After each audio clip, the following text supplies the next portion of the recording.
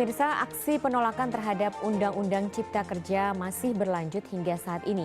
Yang terbaru datang dari ormas yang mayoritas berbasis agama, dimotori oleh Front Pembela Islam dan Gerakan Nasional Pengawal Fatwa atau GNPF Ulama PA 212. Masa menyoroti proses pengurusan jaminan produk halal yang dalam Undang-Undang Cipta Kerja cukup dipermudah. Lalu benarkah Undang-Undang Cipta Kerja akan memangkas peranan dari Majelis Ulama Indonesia dalam mengeluarkan sertifikat halal? Untuk membahasnya sudah bergabung dari luar studio lewat sambungan Zoom, Kepala Badan Penyelenggara Jaminan Produk Halal, Bapak Sukoso. Selamat malam, Pak Sukoso. Ya, sebelum kita mulai dialog kita, ya, Pak Sukoso bisa mendengarkan suara saya jelas? Iya. Oke, sebelum kita mulai dialog kita, mari kita dengarkan penjelasan Presiden Joko Widodo terkait pentingnya Undang-Undang Cipta Kerja. Mengapa kita membutuhkan Undang-Undang Cipta Kerja? Pertama, setiap tahun ada sekitar 2,9 juta penduduk usia kerja baru, anak muda yang masuk ke pasar kerja. Sehingga kebutuhan atas lapangan kerja baru sangat-sangat mendesak. Apalagi di tengah pandemi, terdapat kurang lebih 6,9 juta pengangguran dan 3,5 juta pekerja terdampak pandemi COVID-19. Dan sebanyak 87% dari total penduduk bekerja memiliki tingkat pendidikan setingkat SMA ke bawah, di mana 39% berpendidikan sekolah dasar. Sehingga perlu mendorong penciptaan lapangan kerja baru, khususnya di sektor padat karya. Jadi, Undang-Undang Cipta Kerja bertujuan untuk menyediakan lapangan kerja sebanyak-banyaknya bagi para pencari kerja serta para pengangguran. Kedua, dengan Undang-Undang Cipta Kerja akan memudahkan masyarakat, khususnya usaha mikro kecil, untuk membuka usaha baru. Regulasi yang tumpang tindih dan prosedur yang rumit dipangkas. Perizinan usaha untuk usaha mikro kecil (UMK) tidak diperlukan lagi, hanya pendaftaran saja. Sangat simpel. Pembentukan PT atau perseroan terbatas juga dipermudah. Tidak ada lagi pembatasan modal minimum. Pembentukan koperasi juga dipermudah. Jumlahnya hanya 9 orang saja.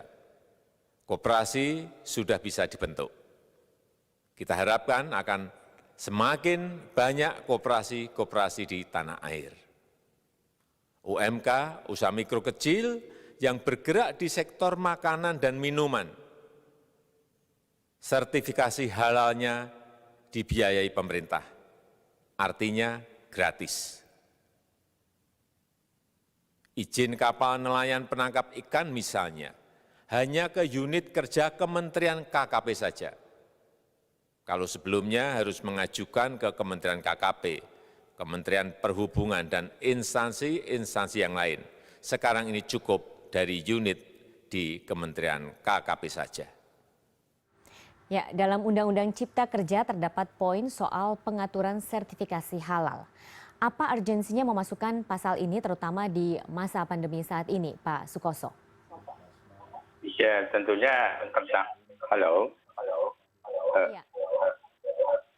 Pertama tentunya jumlah dari UMK ini yang luar biasa besar ya jumlahnya. Jadi ini menjadi perhatian kita, sehingga ini harus segera kita berikan prioritas dan perhatian. Ya. Kemudian yang kedua adalah masa PSBB ini luar biasa sekali ya. Jadi ada pergerakan di mana kegiatan-kegiatan usaha itu dilakukan di rumahan yang sebelumnya itu dilakukan secara terbuka, ini mendorong pelaku-pelaku usaha baru muncul di situ. Gitu. Ya. Lalu kenapa Pak UMKM akan sangat diuntungkan dengan pengaturan sertifikasi halal dalam Undang-Undang Cipta Kerja ini? Nah, pertama tentu ini paling berdampak ya ketika menghadapi PSBB ini hampir terjadi penurunan luar biasa sekali, 95% ya UMK itu yang sebelumnya itu tentunya melakukan kegiatan secara konvensional, akhirnya kembalikan ke kegiatan yang sifatnya rumahan. Nah, dari kegiatan itulah maka tentunya bagaimana pemerintah untuk mendorongnya ini supaya kegiatan itu bisa menumbuhkan aktivitas ekonomi. Yang kedua tentu masalah halal ini kan masalah yang sangat sensitif ya. Kalau UMK ini tidak didukung, tentunya kegiatan-kegiatannya akan terhambat.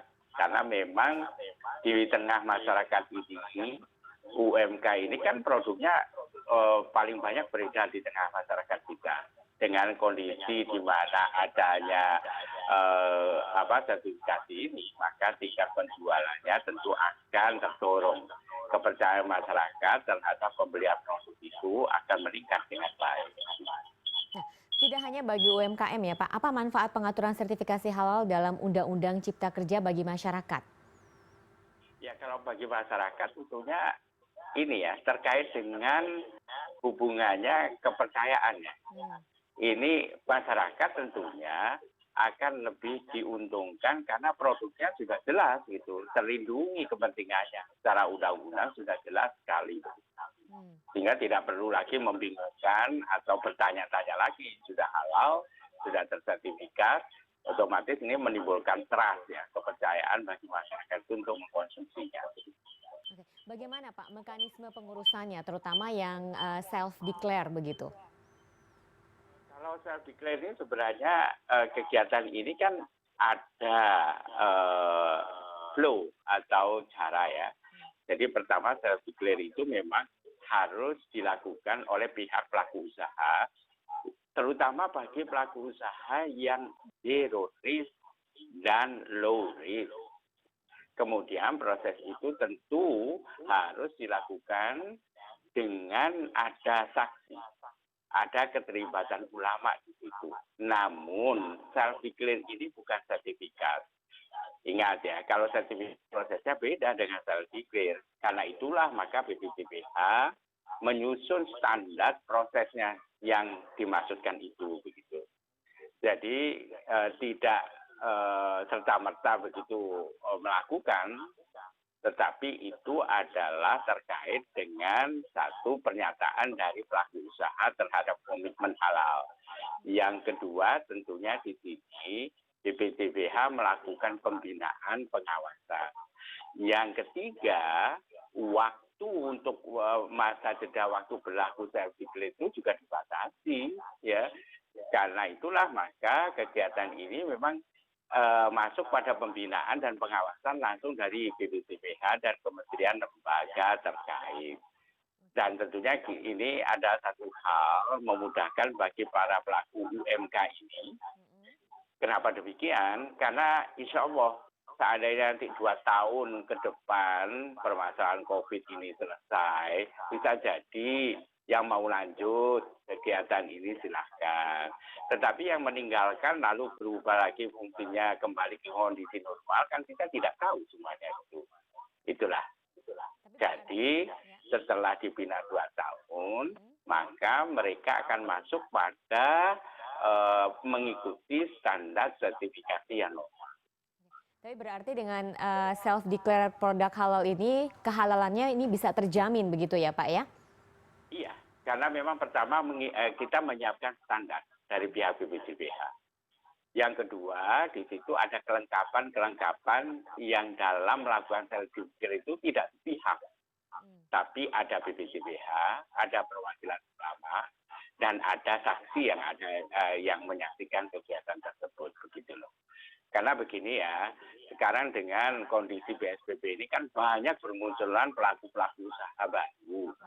melanjutkan yang dua hal ya, bisa mereka itu akan menekuni berlanjut terus, atau karena mengisi masa pandemi ini di mana ya atau work from home ini terisi dengan kegiatan tersebut. Tentunya kalau kembali kondisi yang normal, COVID ini sudah istilahnya sudah berlalu, mereka akan kembali pada profesi masing-masing. Tapi yang akan melanjutkan tentunya kita akan dorong dan dengan pembinaan ini menuju sertifikasi halal yang standar begitu. Oke. Lalu apakah dengan penyederhanaan sertifikasi halal ini kemudian akan memangkas peran dari MUI? Kita akan membahas lebih lanjut nanti Pak Sukoso sesudah pariwara. Pemirsa jangan kemana-mana, Indonesia Forward akan kembali sesaat lagi.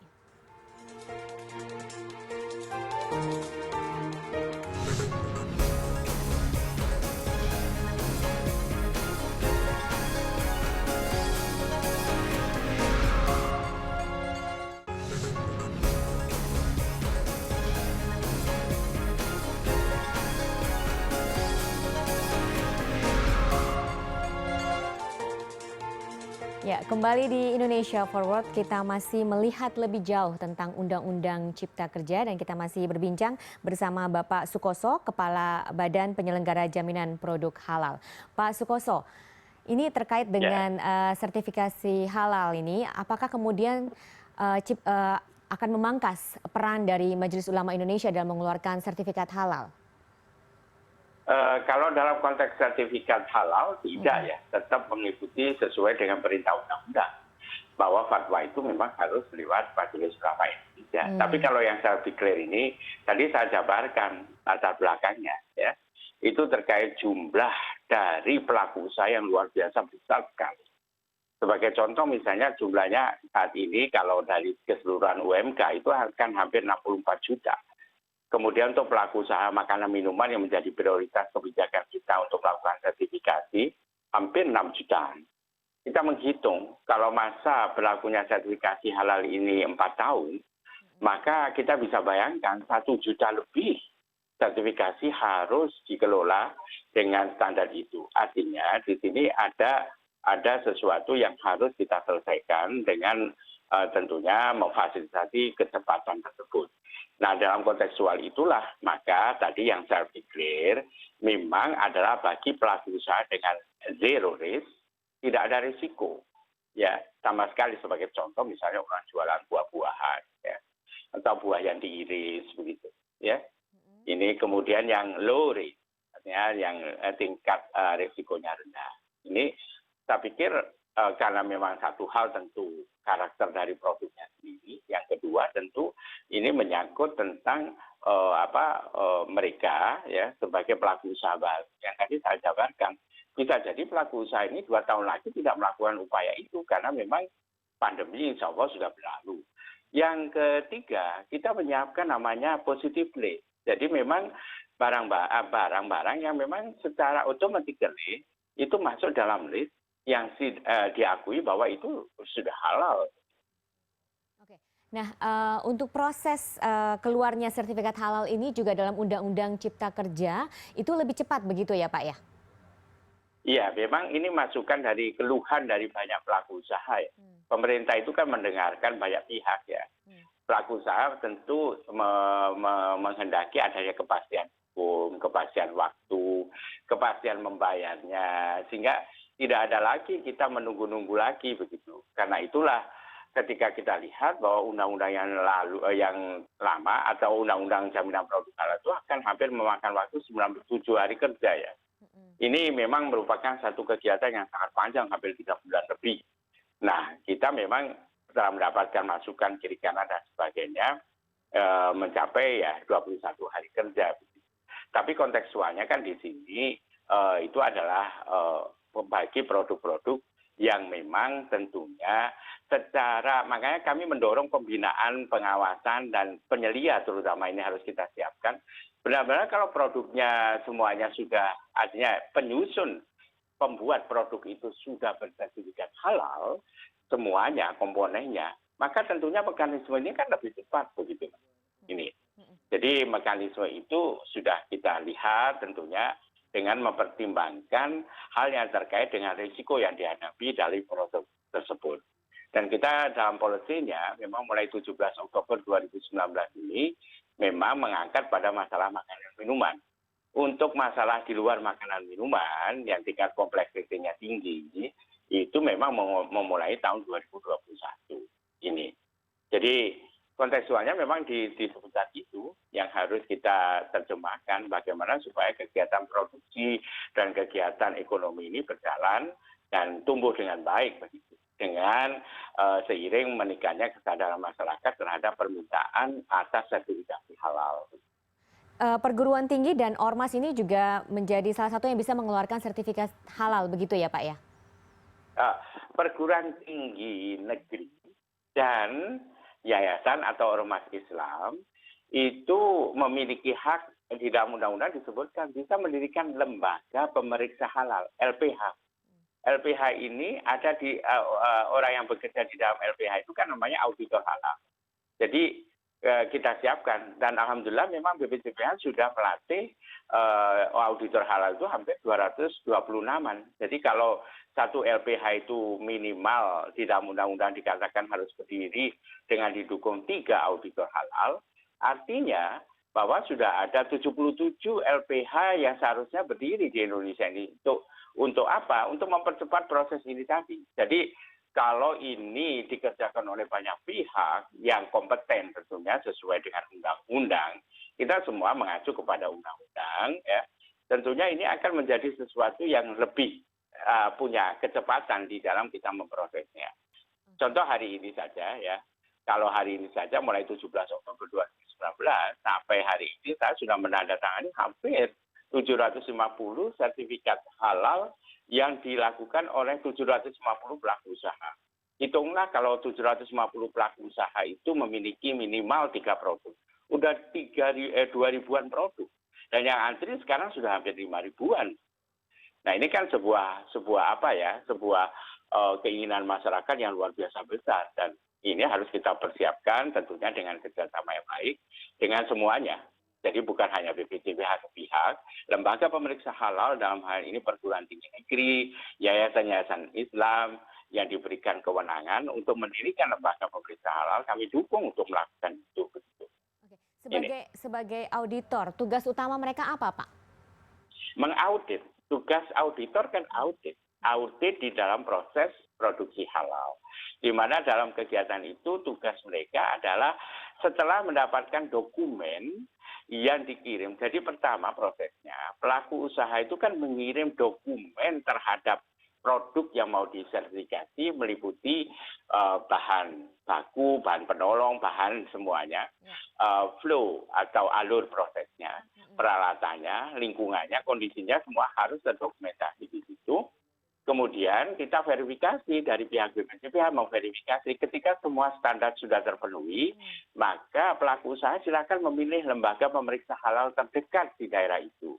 Lalu kemudian berdasarkan pilihan itulah maka pelaku usaha memilih dan BPJPH mengeluarkan surat perintah untuk melakukan audit bagi LPH yang terpilih itu ketika proses produksi dilakukan. Jadi audit dilakukan pada saat proses produksi.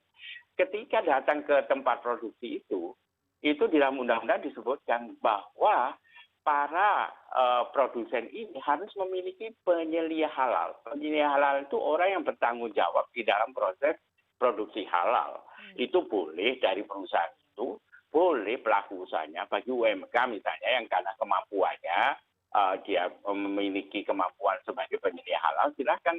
Atau perguruan tinggi negeri dan yayasan Islam dengan para orang yang memiliki kemampuan penyedia halal bisa menjadi pendamping-pendamping bagi pelaku usaha mikro kecil. Kalau biasanya pada pelaku usaha besar dan menengah yang sudah stabil, itu penyedia halal itu ada di dalam bagian dari departemen kualitas begitu. Jadi kontrol quality itu masuk di dalamnya adalah orang penyelia halal di dalamnya di situ untuk mengontrol kualitas dan juga pemenuhan terhadap standar produk halal begitu. Oke. Apakah penunjukan perguruan tinggi dan ormas ini terkait dengan adanya komentar anggapan sentralisasi dan monopoli fatwa dalam pengurusan jaminan produk halal selama ini? Oh, bukan. Kalau itu sih silakan saja ya. Tapi yang kami jalankan adalah perintah undang-undang. Jadi bukan itu. Undang-undang ini lahir tahun 2014 ya. Dan kita wajib menjalankan 2019. Dan di situ memang sesuatu yang sentralistik memang tentunya mekanismenya akan menjadi berat. Dengan kita memberikan peluang kepada semuanya, tentunya dasarnya kami mengerjakan adalah undang-undang. Jadi undang-undang jaminan produk halal itu memberikan klausul bahwa lembaga pemeriksa halal itu boleh didirikan oleh pemerintah pusat, daerah, ya perguruan tinggi negeri, dan yayasan-yayasan atau ormas gitu, masyarakat. Oke, baik.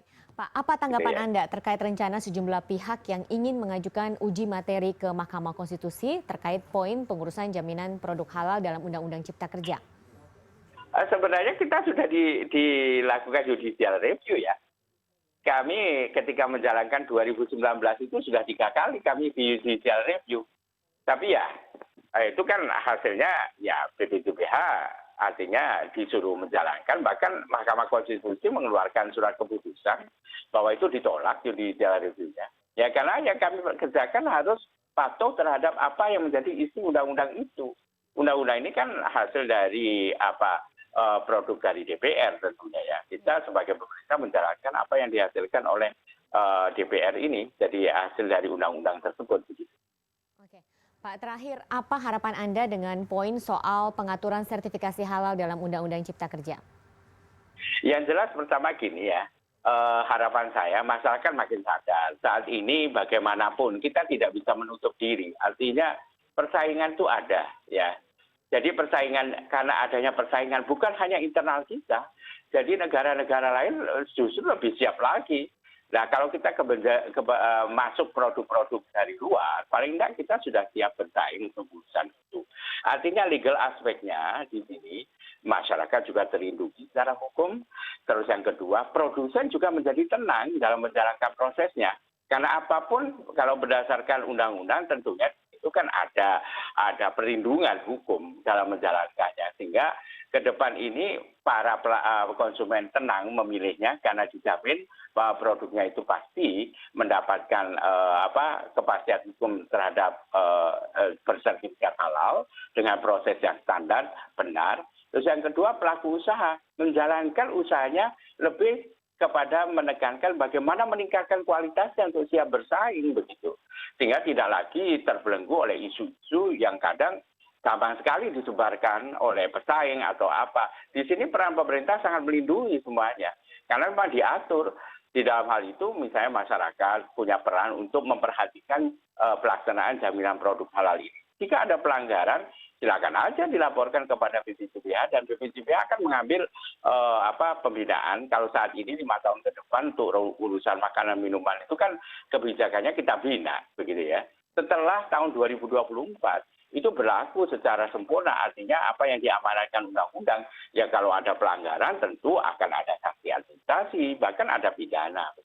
Jangan sampai ya yang melaksanakan kegiatan produksi ini serba ragu begitu loh. Sebaliknya ragu dalam pengertian di sini tidak ada perlindungan.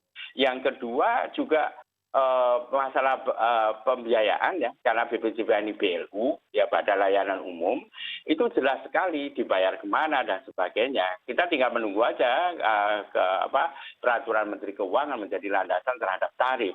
Tarifnya jelas, jadi tidak ada lagi tarif-tarif yang lain yang itu harus dibayar kepada bank yang ditunjuk begitu ya. Dan semua prosesnya tadi itu karena tidak tersentralisir, jadi bisa dilaksanakan dengan efektif, efisien, dan mencerminkan good governance. Itu yang menjadi keinginan kita menjalankan Undang-Undang Jaminan Produk Halal.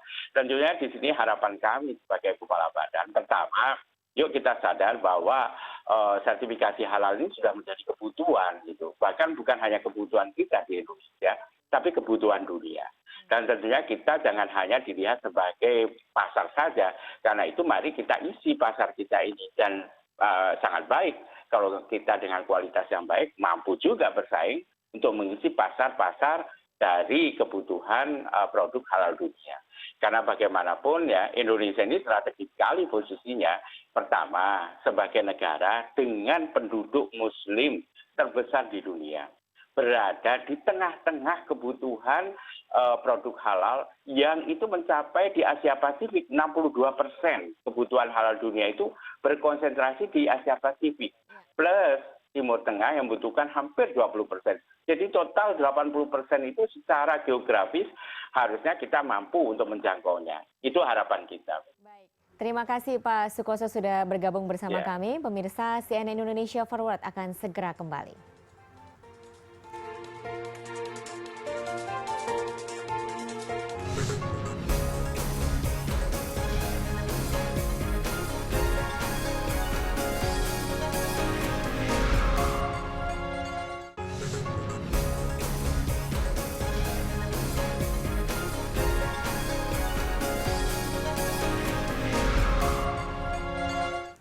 Pemirsa, disahkannya rancangan Undang-Undang Cipta Kerja oleh DPR RI menimbulkan aksi penolakan di banyak daerah. Beberapa pasal dalam klaster ketenagakerjaan mendapatkan reaksi keras, khususnya dari elemen buruh. Untuk mengupas lebih lanjut isi Undang-Undang Ciptaker, sudah bersama saya Bapak Raden Pardede, Sekretaris Eksekutif 1 Komite Penanganan COVID-19 dan Pemulihan Ekonomi Nasional. Selamat malam Pak Raden. Selamat malam Mbak Lucia. Ya, Pak, ini Undang-Undang Cipta Kerja ini seberapa urgensinya sih Pak sehingga harus disahkan terutama saat pandemi seperti ini? Sebetulnya kalau kita lihat undang-undang pandemi ini tidak ujuk-ujuk dilakukan sekarang. Dan ini sebetulnya kalau kita lihat lebih jauh lagi, ini janji politik Presiden Jokowi. Iya. Tahun lalu pada saat beliau mau terpilih, dia sebutkan bahwa Undang-Undang Cipta Kerja merupakan salah satu undang-undang reformasi terhadap birokrasi dan juga regulasi-regulasi. Ya. Karena kita tahu memang kami juga kebetulan waktu itu di tahun 2015 sampai dengan 2017, 2018 terlibat untuk mengevaluasi kebijakan-kebijakan ekonomi kita, di mana waktu itu ada 16 kebijakan ekonomi. Mungkin semua tahu dengan yang disebutkan dengan paket ekonomi, paket kebijakan waktu itu 16 paket kebijakan ekonomi, di mana di situ kita menyadari begitu banyak hambatan-hambatan yang luar biasa, peraturan di tingkat pusat, ya, peraturan di tingkat daerah, hubungan antara kelembagaan di pusat dan juga peraturan antara pusat dan daerah. Iya. Itu semua itu rumit dan ruwet, di mana dengan Perpres itu tidak bisa diselesaikan. Makanya dulu kan Perpres 1, 2, 3 sampai 16 Perpres khusus untuk mengadres persoalan itu. Karena undang-undang di atasnya itu nggak bisa diatasi oleh Perpres. Tingkatannya kan jauh itu. Iya. Ya. Makanya waktu itu kita melihat ini rumit sekali. Bahkan sebetulnya di 2011 kantor staf presiden waktu itu masih Pak Kuntoro, ya, yang mengevaluasi undang-undang itu. Beliau juga sebetulnya menyimpulkan hal yang sama. Ini rumit sekali dan saling Tumpang tindih begitu. Ya, kita tahu jumlah undang-undangnya Iya. yang demikian banyak, perda juga demikian banyak waktu itu. Nah, jadi itu latar belakangnya. Jadi tidak ujuk-ujuk bahwa kebetulan sekarang kita memang dalam COVID, ya itu saja, kebetulan saja COVID ini. Kalaupun tidak COVID, sebetulnya proses ini akan terus berlangsung karena sudah direncanakan memang sejak tahun lalu. Iya. Memang kita tahu dari sejak janji Presiden pada saat kampanye ya bahwa ini kan tujuannya untuk menarik investor begitu ya. Nah, tapi kemudian pertanyaannya, ini kan saat ini sedang COVID, semua negara juga sedang sibuk untuk membangun negaranya sendiri bertahan begitu. Lalu apa urgensinya ada Undang-Undang Cipta Kerja ini padahal untuk menarik investor pun saat ini tidak bisa begitu? Begini, ini menurut saya adalah antisipatif, antisipasi. Kalau kita lihat apa yang terjadi dengan ekonomi kita sekarang ini, tentu kita masih dalam menghadapi COVID ini. Ya, kita sangat artinya sedih dengan suasana seperti sekarang ini. Tapi kan kita nggak bisa hanya dengan bersedih, dengan kesengsaraan kita, terus kita tidak melakukan apa-apa. Ya, kita tahu bahwa vaksin ini mulai terdistribusi tahun depan. Ya, harapan kita tentu adalah imunitas dari masyarakat akan terbentuk di situ. Kebanyakan orang nanti akan terjadi akan timbul imunitasnya karena vaksin ini. Dan kemudian tahun 2022 kalau kita sudah imunitasnya sudah timbul, kita akan siap bekerja dengan cepat di situ. Nah, itu antisipasi itu yang harus. Jadi sekarang ini masa sekarang ini karena ada butuh waktu lagi untuk bikin PP-nya kan. Ya, kemudian orang untuk menyiapkan lagi tahun depan supaya seluruh infrastrukturnya benar dan kita siap menarik investor. Jangan pula nanti sesudah keadaan sudah seharusnya bekerja, sudah seharusnya investor masuk, kita baru membuat undang-undang. Nah, itu intinya. Jadi kalau kita lihat itu, ini adalah timely dan relevan pada saat ini. Jadi seperti mencuri start begitu ya Pak Ya ya? harus begitu karena yang lain sekarang sudah melakukan reformasi lebih duluan dari kita. Justru pada saat sekarang kita harus melakukan reformasi itu. Jangan nanti. Nah, yang menjadi sorotan kita tahu adalah di klaster ketenagakerjaan begitu ya. Banyak sekali penolakan terkait Omnibus Law di khususnya klaster ketenagakerjaan ini. Menurut Anda apa penyebabnya? Nah begini, kita harus melihat cipta kerja ini sebagai satu kesatuan. Nggak bisa dipisahkan satu dengan lain. Kita lihat adalah bagaimana menyederhanakan, ya, mempercepat, mempermudah supaya lingkungan usaha ini makin kondusif. Ya, cipta kerja ini adalah bagaimana menyediakan lapangan kerja ke mereka ini, ke pekerja-pekerja ini. Dan juga pada saat yang sama kita membangkitkan wirausaha. Jadi nggak bisa hanya satu dengan dunia usaha saja, bekerja saja. Ini menurut saya adalah saudara kembar. Harus diselesaikan dua-duanya. Nah, itu dia. Nah, bahwa mungkin ada, kita lihat juga jumlah pekerja kita berapa ini. Jumlah yang kita harus sediakan pekerjaan ini sangat banyak sekali. Nah, ada yang informal, ada yang formal. Nah, perhatian kita sekarang bukan hanya yang formal. Ada yang bekerja di perusahaan besar, ada yang bekerja di perusahaan menengah, perusahaan kecil, dan perusahaan mikro. Nah, perhatian kita sekarang ini yang protes yang banyak ini pasti yang formal. Dan formal adalah yang mendapatkan yang di atas ini. Ya, kita tahu mungkin mereka merasa dikurangi. Tapi kalau kita lihat secara keseluruhan sebetulnya yang benefit siapa ini? Yang benefit adalah sebagian besar dari masyarakat pencari kerja akan mendapatkan benefit dari sini. Contohnya, bagaimana mudahnya nanti orang bikin perusahaan sendiri. Ya, sendiri saja bisa bikin PT, nggak perlu banyak-banyak. Dan kemudian digratiskan pula. Dan kemudian dimudahkan bahwa kalau biasanya kita harus membayar siup ya atau apapun itu bisa 5 juta, 10 juta, sekarang nggak perlu, tinggal online. Nah, itu adalah bagian dari itu semua gitu loh. Jadi yang kedua, pesan yang kita ingin sebutkan di sini, pekerja jangan hanya mau jadi pekerja, mau juga jadi wira swasta. Jadi kita harus juga menimbulkan wira swasta baru. Oke, nah apakah penyebab salah satu penolakan ini karena pemerintah kurang melakukan sosialisasi terkait isi dari undang-undang ini? Kenapa mungkin sampai tidak ada titik temu begitu? Nah mungkin saja, kalau soal sosialisasi bisa saja itu bisa diperbaiki. Saya pikir komunikasi tetap bisa diperbaiki. Ya. Tetapi tentu di dalam demokrasi ini, ya namanya demokrasi, tidak bisa semua dipuaskan. Ya, ada juga yang tidak setuju. Kita tahu itu. Tapi overall-nya kalau kita lihat dengan memperbaiki tadi dunia usaha dan juga pada saat yang sama kalau kita lihat di undang-undang ini ada bantalan yang disiapkan. Jadi kalaupun kita tidak bekerja, ada employment insurance. Jaminan ya kehilangan pekerjaan yang sebelumnya tidak ada. Itu ditambahkan sekarang. Yang kemudian kalau kita lihat juga pada saat COVID ini kan Mbak bisa melihat sekarang bahwa jaminan sosial, bantuan sosial kan makin banyak ini. Nah itu adalah bantalan. Jadi kalaupun tidak maka akan bisa dikasih bantuan-bantuan sosial tadi. Di samping itu yang tidak kalah pentingnya adalah bahwa ini yang harus kita kawal di PP-nya nanti. Bahwa pelatihan-pelatihan, reskilling, upskilling, termasuk dengan kartu prakerja dan lain-lainnya itu harus ada, ya. Dan itu nanti kalau kita lihat, kalau ini nanti yang saya sebutkan dunia usaha ini makin banyak dan permintaan mereka terhadap pekerjaan makin ada, maka ini harus di-match dengan ini. Justru itu yang kita harapkan dua-duanya nanti akan bergerak. Itu yang saya sebutkan dengan saudara kembar tadi.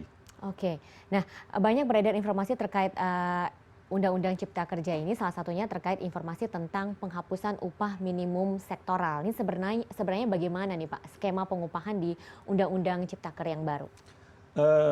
Terus terang kalau detailnya ini nanti kita harus lihat. Kalau nggak salah itu masuk di PP nantinya. Ya tidak semua kalau kita lihat di sini yang ada itu adalah upah minimum di tingkat provinsi, ada upah minimum di tingkat kabupaten. Upah minimum di sektoral memang dihapuskan. Kalau nggak salah begitu. Tapi kalau upah minimum sektoral yang sudah ada itu tetap. Itu loh. Nah, selanjutnya detailnya itu akan masuk di PP nanti. Ya, mari kita nanti pelototin PP-nya. Nah, untuk itu saya anjurkan semua kita berpartisipasi ikut di dalam PP-nya dan kita akan anjurkan ke Menaker karena nanti mereka itu yang membuat PP-nya itu mengundang para serikat buruh, para pekerja. Nah, berpartisipasilah di situ. Oke. Dan selain UMR ini yang jadi sorotan juga adalah terkait dengan masalah cuti begitu. Apakah benar kemudian cuti-cuti banyak yang dihapuskan? Nggak ada yang dihapus. Itu sama itu yang hoax yang beredar kan. Oh, cuti hamil, cuti ini nggak ada yang berbeda di situ. Tidak ada yang berbeda ya? Nggak ada yang berbeda. Tolong dilihatlah itu. Jadi banyak memang yang misinformation. Ya mungkin karena ada satu dua yang sebelumnya sudah kurang pas, kemudian di hiperbola. Menjadi hiperbola, seakan-akan semuanya dihapus. Oke, baik. Kita masih akan membahas terkait Undang-Undang Cipta Kerja ini lebih lanjut, Pak Raden Pardede. Pemirsa jangan kemana-mana, CNN Indonesia Forward akan segera kembali.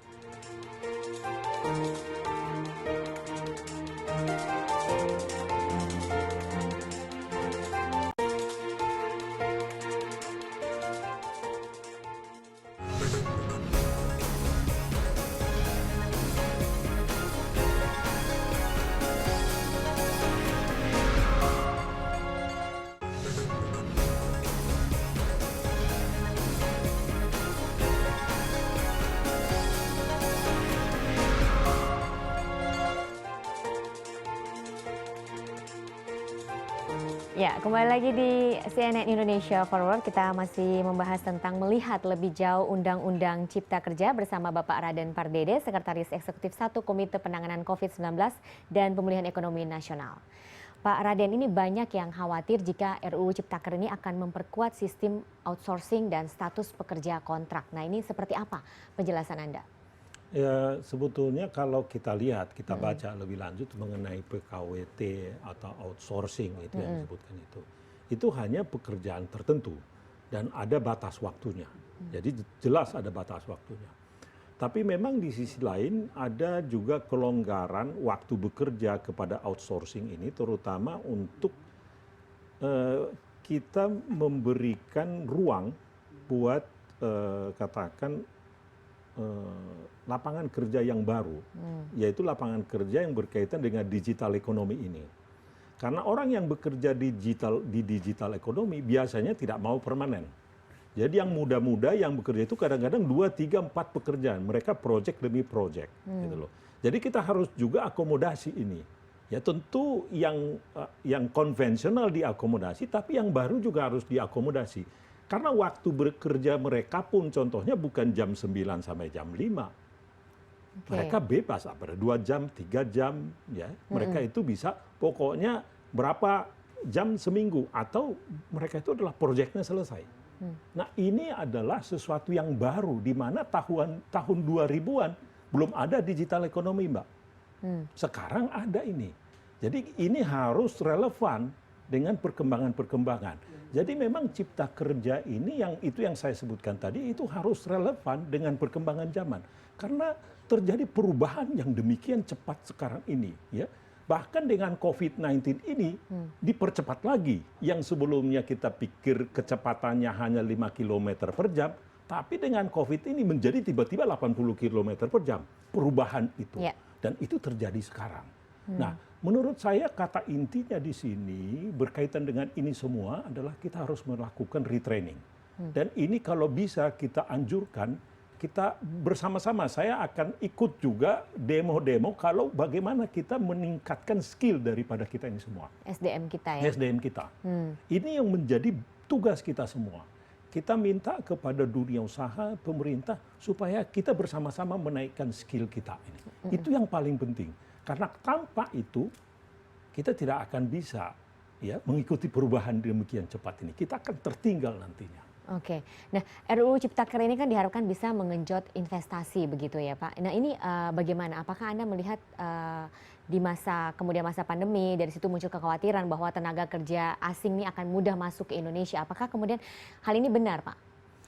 Ini kalau kita lihat tenaga asing sama saja. Kalau dibandingkan dengan berbagai negara, jumlah tenaga asing di kita itu paling kecil.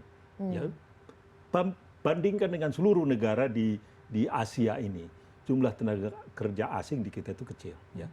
Kemudian di sini juga di Undang-Undang Cipta Kerja ini tidak berarti membebaskan tenaga asing. Ya. Yang kedua mungkin yang menjadi penting kita lihat di sini investasi. Ini bukan hanya untuk investasi luar negeri. Ya, kita jangan salah paham seakan-akan yang penting investasi luar negeri. Investasi dalam negeri juga perlu. Kenapa saya bilang perlu? Apa yang terjadi sekarang ini sebetulnya? Kalau Mbak melihat bagaimana dana pihak ketiga bank sekarang itu naik. Ya, naiknya itu 12 sampai 15%. Artinya apa? Bahwa pengusaha besar yang punya uang itu tidak berinvestasi. Tidak belanja. Mbak juga mungkin sudah kurang belanja sekarang. Ya. Tidak berinvestasi, tidak belanja. Rumah tangga, orang-orang yang punya uang tidak melakukan itu. Nah, ada dua hal di sini. Satu yang kita lihat bagaimana supaya mereka ini berbelanja kembali. Baik itu berbelanja barang maupun belanja investasi. Itu harus kembali supaya kita pulih. Karena role daripada pemerintah, kontribusi pemerintah itu terhadap PDB itu hanya 89%. Kontribusi investasi itu 32%. Kontribusi dari konsumsi rumah tangga 58%. Jadi hanya pemerintah itu tidak mungkin. Jadi kita harapkan ini harus kembali dua komponen utama, rumah tangga dan juga investor ini dua-duanya harus kembali. Baik dari dalam negeri maupun luar negeri. Jadi yang kita harapkan di sini domestic investor itu juga sangat penting, malah lebih penting dari foreign investor gitu loh. Jadi jangan kita terlampau melihat hanya foreign investor sini, domestic investor ini yang kita harus attract mereka. Kita harus berikan dengan kemudahan-kemudahan tadi. UMKM juga harus berinvestasi. Gitu. Itulah yang menjamin pemulihan ekonomi kita ke depan. Bukan foreign investor saja. Nah, kemudahan-kemudahan seperti apa Pak yang diberikan kepada dunia usaha? Apakah memang kemudian benar-benar akan menyederhanakan perizinan usaha yang saat ini masih berbelit begitu? Oh iya jelas. Ini kan semuanya nanti misalkan pendekatan yang sekarang ini cenderung adalah license based approach. Semuanya harus izin. Ya, apapun izin. Yang besar, yang kecil, yang menengah izin. Ya sama izinnya. Kemudian kalau dia berisiko tinggi, berisiko sedang, berisiko rendah juga izinnya sama. Sekarang itu kita beda-bedakan. Kalau dia risikonya rendah, ya perusahaannya kecil, UMK itu bila perlu itu digratiskan oleh pemerintah. Itu yang terjadi perizinannya semuanya. Dan itu tinggal online. Kalau dia berisiko tinggi, ya tetap misalkan kalau dia persoalan lingkungan, dia harus tetap melakukan AMDAL. Tapi kalau dia risikonya kecil, ngapain dia harus bikin AMDAL? Kan mahal sekali. Nah itu contoh-contoh yang real. Mendirikan bangunan juga begitu. Kalau kita mendirikan gedung seperti Trans TV ini, apakah sama izinnya dengan mendirikan bangunan rumah ya kelas 30 meter persegi? Kalau sekarang ini prosedurnya izinnya sama.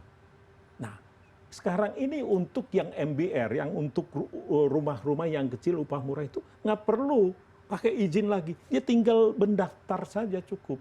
Gitu loh. Itu adalah kemudahan-kemudahan yang real yang akan kita lihat dengan Undang-Undang Cipta Kerja ini. Oke, kalau tadi dari penjelasan Pak Raden Pardede kan berarti memang banyak sekali manfaat yang dirasakan oleh dunia usaha ya. Nah pertanyaannya bagaimana manfaat bagi tenaga kerja dan juga masyarakat pada umumnya. Kita akan bahas lebih lanjut nanti Pak Raden. Pemirsa jangan kemana-mana, CNN Indonesia Forward masih akan kembali sesaat lagi.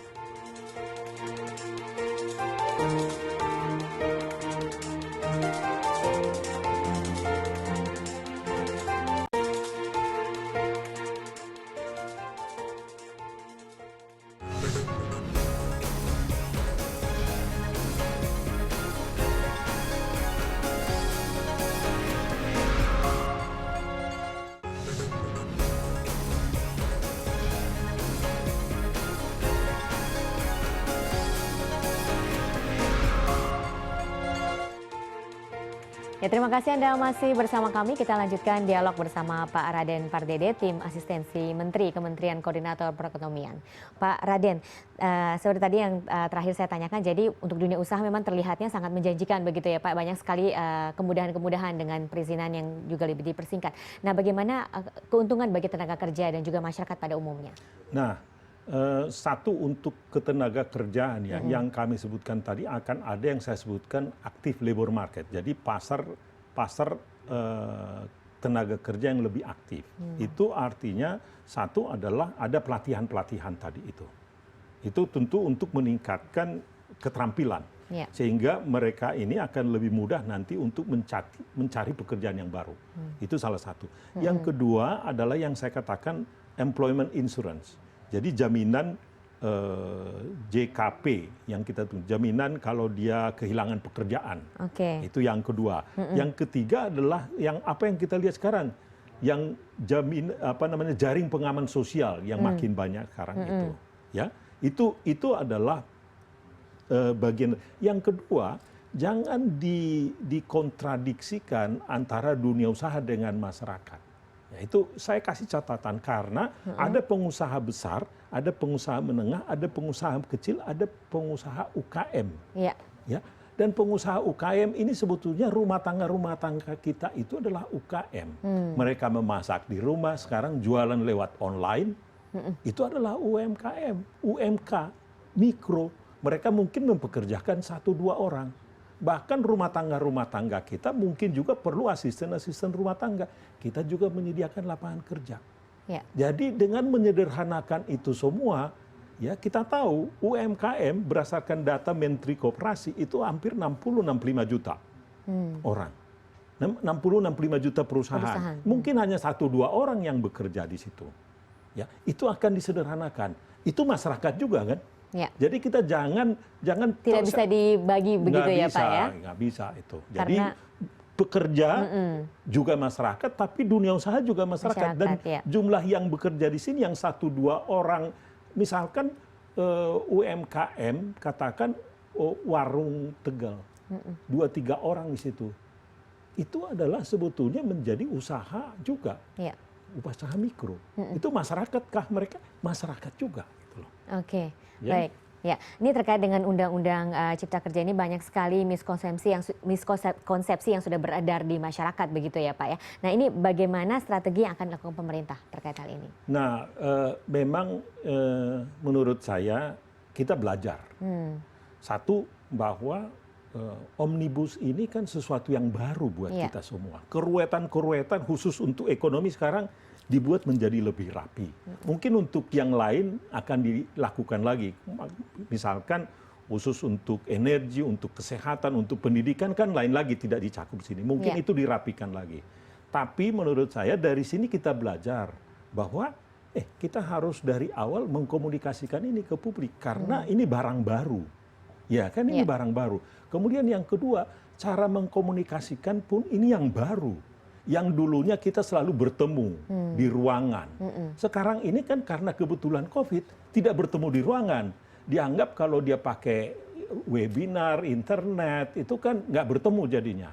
Nah ini adalah sesuatu yang baru. Jadi ini pelajaran buat kita bahwa cara berkomunikasi pun beda. Ya terjadi perubahan-perubahan yang sangat signifikan. Nah untuk itu menurut kami adalah pemerintah nanti kita harus reach out lebih awal dan menjelaskan cara kita membuatnya akan seperti ini. Cara kita berkomunikasi akan seperti ini. Bahkan kita mungkin harus memberikan internet yang lebih luas jadinya. Karena tanpa internet itu luas, bagaimana masyarakat ikut berpartisipasi? Ya. Nah, itu contoh-contoh yang kita harus perbaiki di masa yang akan datang. Yang kedua adalah dalam PP ini pun menurut saya kita harus ikutkan. Ya, partisipasi daripada masyarakat, kelompok ormas diikutkan di situ. Itu juga bagian dari pelajaran kita untuk memperbaiki kembali. Berarti ini juga salah satu cara publik untuk bisa mengawal Undang-Undang Ciptaker ini, begitu ya Pak ya? Ini bagian dari mengawal Ciptaker. Tapi juga jangan salah, ini juga perlu kita usulkan ya nanti ya kepada Bapak Presiden atau pemerintah ini supaya ada mungkin satu organisasi atau komite lah yang melakukan monitoring dan evaluasi terhadap ini. Jadi karena ini kan tidak ada yang sempurna, siapapun tidak ada yang sempurna. Iya. Jadi kalau perlu dilakukan perubahan, ya dilakukan perubahan supaya nanti implementasi di lapangan menjadi efektif. Nah, mungkin itu harus di kantor presiden menurut saya. Terakhir Pak, himbauan apa terhadap mereka yang masih menolak terkait Undang-Undang Ciptaker ini? Ya menurut saya begini, mungkin kita belum puas semuanya. Mungkin dalam prosesnya belum pas semuanya. Tapi kalau kita lihat secara substansi, ya jangan kita tolak substansinya. Ini relevan dan timely. Ini jelas memang pekerjaan yang not business as usual. Ya ini ada terjadi perubahan dan kita menurut saya harus mengikuti perubahan itu dan malah mendukung perubahan itu. Apa yang masih kurang silahkan kita perbaiki bersama. Baik, terima kasih Pak Raden Pardede atas informasinya sudah bergabung bersama kami di sini. Pemirsa, demikian CNN Indonesia Forward malam ini. Saya Lucia Sahari undur diri. Selamat malam.